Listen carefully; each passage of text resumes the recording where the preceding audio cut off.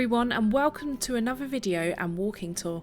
This time we venture to Bedfordshire at a ruined, elegant mansion house positioned inside the beautiful landscapes of the countryside that surrounds us. We take a short walk towards the entrance of the ruins, once a Jacobean hunting lodge, and now today a magnificent and majestic mansion shell. Come join us for a walk around the iconic Houghton house.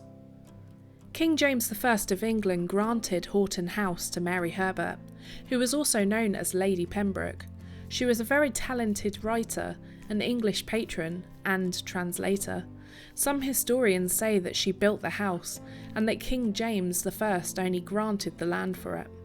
However, John Thorpe and Inigo Jones have recorded architects who gave the mansion the Jacobean traditional look during 1615's construction. Both Thorpe and Jones introduced the mansion to a classical style of architecture into England. And as you wander around, you'll notice hints of Greek and Roman architecture, as well as Elizabethan styles with decorated round arch arcades and a range of masonry techniques to have its own stamp on things. After the death of Mary Herbert, Houghton House's acquisition was legally reverted back to King James I, who later in 1624 granted the enchanting estate to the first Earl of Elgin, Thomas Bruce. From being passed on to the Bruce family, a little later in 1696, Thomas Bruce retired overseas in exile due to his loyalty to the English King James II. He never returned to England, and in 1739 sold Houghton House to John Russell, who was the 4th Duke of Bedford. The Duke lost his son and successor, who fell from his horse during a riding accident, and so it was passed down to his grandson, Francis Russell. It seems that Francis may have held the house responsible for the untimely death of his father, and in 1794 he removed all of the furniture from the house, as well as the roof. The Duke never married, nor produced any children, and he died in 1802. By this time the house had fallen into serious disrepair. It is a sad tale, as it seems that the house was never actually fully enjoyed as it was intended. What's interesting about the mansion is that throughout its life it had been altered in layout and the room functions to suit the needs, aspirations and the vanity of its many different owners, all looking to make their own impression on things and show off. The house is built on a traditional H plan, with projecting towers at each corner. The walls have huge bay windows, which of course was a symbol of wealth. The entrance today is through the southern front, and the beautiful ruin invites you in, and it really shows you how impressive it must have been when it was first built. Through its main entrance it opened onto the Great Hall, the largest space in the house and the most used. On many different special occasions, the Great Hall would have also functioned as the dining room for the entire household too. It eventually received a partition to create a private and elegant dining room for the family at the very far end. And just above the Great Hall would have been the Great Chamber. It was both a reception room and a private dining area for more important and private functions. When it was owned by the Bedford family, the Great Chamber was actually converted into a library.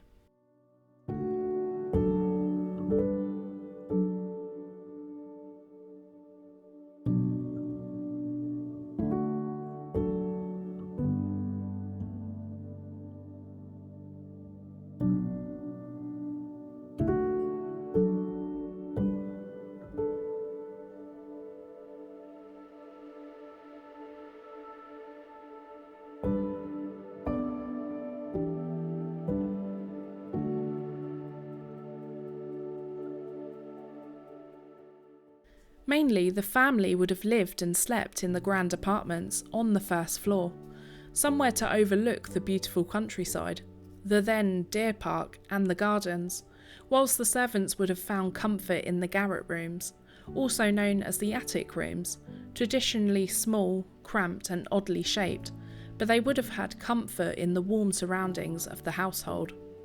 The mansion was built as a hunting lodge, and the original staircases were built into the corner turrets of the house, as the Bruce family needed an additional route between the hall and the great chamber just above it. So they designed and built a grand staircase in the stone hall. This wasn't any old staircase, it was made beautifully and with elaborate carvings in the wood. The decorative plasterwork is still visible if you have a really good look. The original staircases would have then just become service stairs or private ones, but when the house was later dismantled, the Great Stair was moved into the Swan Hotel in Bedford, amazingly, where it can still be seen. As we make our way throughout the various rooms, from broken door to door, you can explore the grand mansion as it once would have been. One of the best views is of the Italian classical design on the north front of the house. Back when it was grandly built, this north front was not actually the main entrance as you would first assume. It was designed to be the most visually striking and appealing to the guests and beyond. The open-sided gallery right in front of us is called a loggia. A loggia is the Italian word for a lodge and is typically an outdoor corridor or a gallery with a fully covered roof and an outer wall that is open to the elements. They normally run along the front of the building, but like this one, it stands as a feature. The design of the loggia was designed by Inigo Jones, who I mentioned earlier. It's got the features of an early neoclassical architecture, and for its time it was very rare and appealing. The Italian style became very popular in the higher circles of wealth, and was mainly used to show off that you had impeccable taste. The loggias provided shelter, access to the gardens, and to the first floor balconies, which were also used as dining chambers if they fancied a change, or for lighter meals with spiced wine.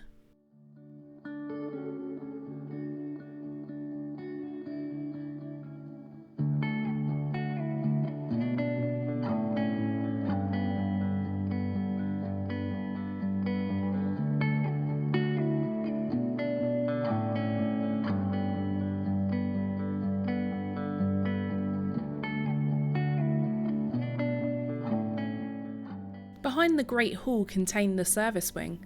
It's now been completely demolished, but it had a kitchen, a brewhouse, a still room, which was used by the servants for the storage of cakes, liquor, and preserves, and a scullery, which was a small room in the wing where the washing of dishes and cooking utensils took place, all out of the way and kept private from the main buildings. A survey plan was done of the park and its surroundings, and an original plan just shows how extensive the service wing actually was. Studies show that the house was very expensive and grand to maintain. Through some of Robert Bruce's accounts, in 1678 show that he spent £3,464 from his household accounts, and this would have been very, very pricey nowadays.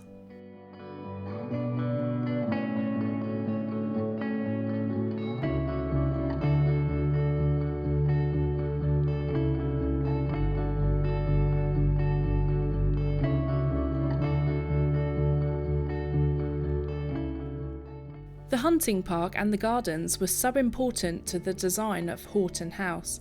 In a survey of the fields, they had a bowling green, some orchards, fields and dog kennels, but immediately surrounding the house were the formal gardens in walled courts that would have been show-stopping to the complex.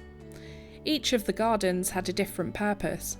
Typically the best and the most visited garden was the one by the formal entrance, which of course was beautifully maintained and had ponds and lawns surrounding it. Next to the service wing, they had a cherry garden for easy picking too. I truly love places like Houghton House. It's so cool to be able to wander inside a derelict, abandoned mansion and imagine life for the rich and famous. And you can appreciate how much work went into the designing here. I think again, even in roofless ruins, it's still very impressive. There is something very special about the house. You actually really don't need a lot of imagination to envisage how comfy life would have been for the families. Just look around and see the many, many fireplaces on the first and ground floors, surrounding the house. It just shows how much they valued comfort too. Many of the rooms feature the original windows and window frames, and it's interesting to see how much it adds to the character of the place. When we were exploring, I'll be honest, it was one of those wow moments. There really is plenty to see here. The surroundings are super quiet and peaceful too, and it really adds to the atmosphere.